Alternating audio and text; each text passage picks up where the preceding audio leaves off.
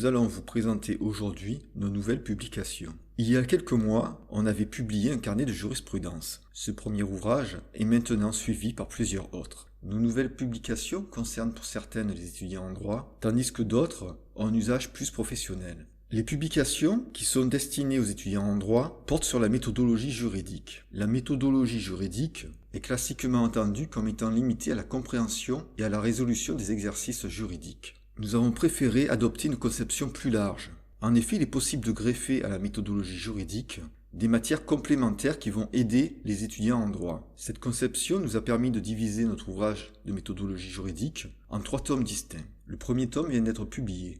Il concerne les outils dont l'étudiant en droit va avoir besoin pour réussir ses études. Ces outils, à notre avis, concernent principalement la documentation. Ils concernent également l'environnement de travail. Et cet environnement de travail, on peut le diviser en 2 parties. D'une part le bureau et d'autre part les outils informatiques, aussi bien au niveau matériel que logiciel. Nous avons également publié le tome 3 de l'ouvrage de méthodologie juridique. Ce tome 3 concerne les techniques d'apprentissage, c'est-à-dire les techniques qui vont aider l'étudiant pour mieux apprendre. Ce tome peut être apparenté à des notions relatives au développement personnel et professionnel. Nous publierons ultérieurement le tome 2 qui concerne les exercices juridiques. Parallèlement à ces ouvrages qui concernent les étudiants en droit, nous avons aussi procédé à d'autres publications qui concernent plus les professionnels. Ces publications, à l'usage des professionnels, sont au nombre de 2. Elles peuvent concerner les professionnels du droit, les dirigeants d'entreprise ou les personnes qui doivent assurer le secrétariat juridique d'une entreprise. La première publication concerne les registres de mouvements de titres. Ce registre permet de mentionner les différents mouvements de titres d'une société. On peut ainsi suivre au jour le jour les différents mouvements qui concernent les actions qui composent le capital social d'une société par action. La seconde publication,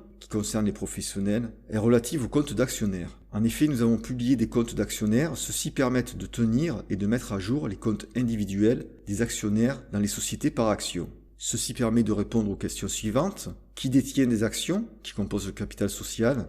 Est-ce que le nombre d'actions détenues par chaque personne évolue dans le temps? Et ceci permet d'avoir un historique de la composition du capital social et de la détention des actions.